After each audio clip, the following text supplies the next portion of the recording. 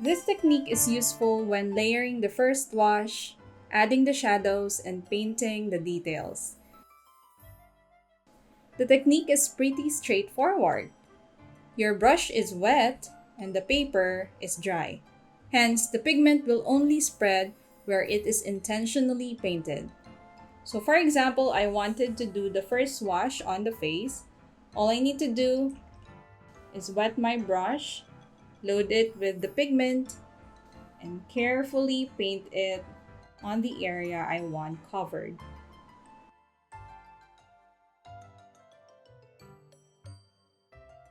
You may want to lift up some excess water like this,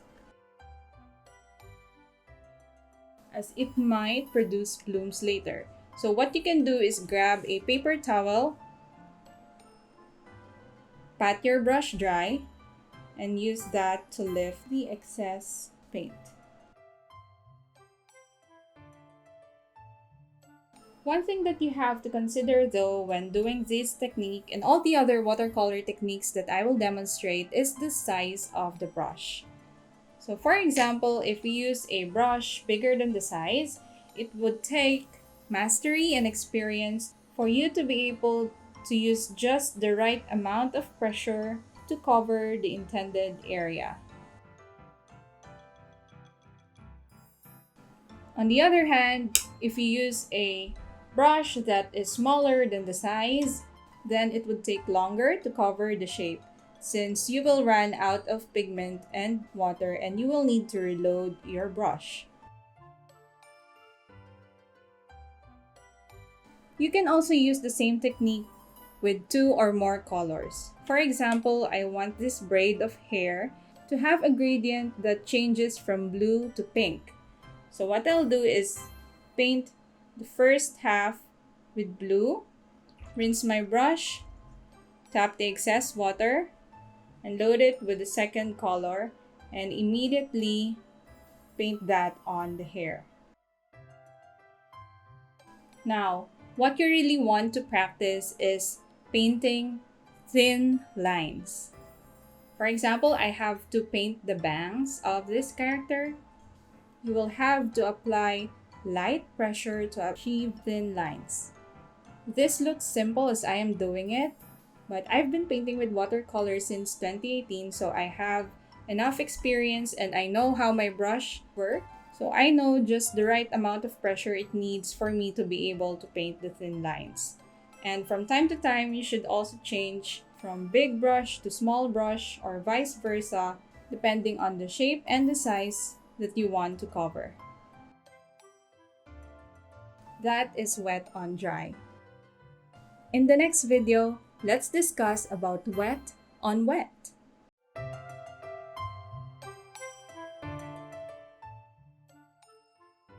In contrast to the technique discussed earlier, both the paper and the brush are wet for this technique to work. This works well when adding a blush on your character's cheek or a hint of color on the nose and lips, but it is harder to control where the pigments will spread. But there are factors in play to make this technique work for you. First, you can use a smaller brush when adding the colors. The smaller the brush is, the easier it is to predict how much the pigment will spread. For example, I am going to color in the base color for the skin, and then I will switch my colors and add Scarlet Lake for the blush and a hint of red on her nose and on her lips. So using this brush, I will color in these areas with skin tone. It's pretty easy to determine whether your paper is wet or not. Just look at it on an angle and it should have a shine like that. Now, to add a blush, I will switch to a smaller brush, load it with Scarlet Lake, and carefully drop my colors. While it is still wet, you can sort of manipulate how that shape looks. So I can make it bigger but it is harder to make it smaller, okay? And just a teeny tiny bit on her nose and a bit on her lips. The second factor is if your paper is lying flat or in an angle. Of course, if I'm working on an angle, for example, like this, the pigments will travel downwards faster depending on the wetness. And that happens, you can just grab your brush and sort of lift up the color to correct it. As mentioned earlier, the size of the brush matters too. For example, I'm going to color in her lips, and I'm using the same brush to load it with Scarlet Lake and paint the lips. It will spread farther and faster since my brush is pretty much loaded. But watch what happens when I switch to a smaller brush. So this is so much easier compared to earlier. I can just dab with the tip of my brush and the pigments don't spread farther and faster than what happened earlier. Another factor is the consistency of the paint you are applying. If you want more control, then add less water and vice versa. So here we have Scarlet Lake in two consistencies. The one here has more water, while this one has more paint. So let's see what happens when we use both consistencies. I'm using a small brush, but see how far this pigment spreads. So this one has more water.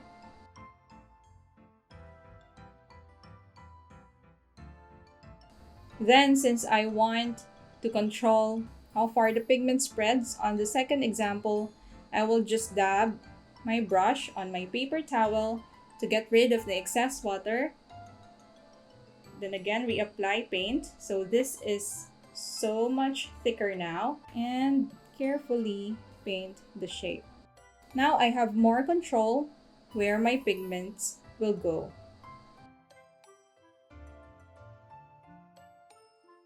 Lastly, you have to observe how wet the paper is by looking at it at an angle. So the wetter it is, the farther the pigments will spread, and vice versa. You can, by the way, use clean water as the base color. So you can see how shiny that is, right? There's also a pool of water at that part of the eye. Now when I grab my brush, pick up a color, it spreads easier. But then let's try to dry it by lifting up some of the colors. You can now look at it at an angle and see that it is less shinier than earlier. Now when I add a thicker pigment, this is what happens. Of course, I used more pigment this time, so it is much brighter.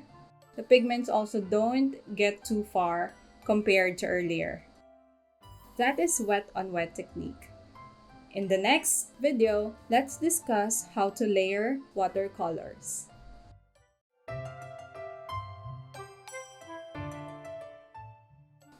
Watercolors dry lighter, so layering technique is useful when you want to add shadows, redefine shapes, and make the colors more intense. You can use the same color to add another layer. For example, I used light red for the base color or my skin tone. Then I can use the same color, just with less water this time, and paint in my shadows.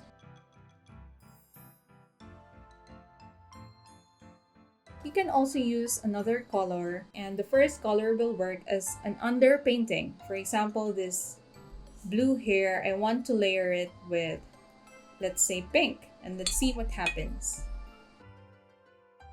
Since watercolors are transparent, it will still show some of the colors underneath, which I think is unique to this medium. Of course, this will produce a different effect if you mix your colors directly on your palette. Here's for comparison. As always, the size of the brush matters. For example, this braid, if you want to add another layer but with smaller shapes, then you can switch to a smaller brush.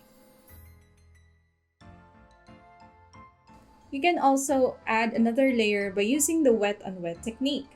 For example, on this one, I'm going to re-wet the whole area with clean water first. And then I can now go to the same color I used here and drop it in the same area. So this time, instead of a hard edge, we get softer edges. Depending on the type of watercolor paper you're using, you can add as many layers as you want. I have a painting where I used around 10 layers of paint, but it looks good. That paper is made of 100% cotton and from a known brand. In the next video, let's talk about how to soften and control your edges. Edges in a painting are important too. For instance, some shadows have soft edge while some have hard ones. You can easily control your edges with watercolor by directly painting on it. So that one has a defined or hard edge. Or you can soften or kill an edge by using a clean brush. For example, this one underneath the eye. Instead of leaving that, I will rinse my brush, get rid of the excess water, and slowly, carefully soften that edge. To demonstrate more, here's another one. For example, this is a shadow, and I want this side to have a hard edge, but this side to have a soft edge. So what I'll do is I rinse my brush again, get rid of the excess water, and use the tip to touch that edge to soften it. This is also useful on features of the face that should have a soft feel to it. For example, the lips. I can kill the upper part to give it a softer look. It takes practice to master this technique, especially if you want to find just the right brush to do the trick. So you see me earlier using the same brush both to paint the hard edge and to soften it, but you can also grab another brush to soften the edge. So if you still don't know which brush works best to soften an edge, then I suggest allotting some time to find out which brush is perfect for the job. In the next video, let's discuss how to correct mistakes. Just like any other medium, accidents can happen with watercolors. Some common mistakes are blooms, painting outside the shape, and accidentally drawing thick lines instead of thin ones. Let's start with this one. So I have intentionally painted over this shape. Now to correct this, I will use a flat synthetic brush, wet it with water, have a paper towel ready, carefully scrub that area that I want to reactivate, and with my paper towel, pat it dry.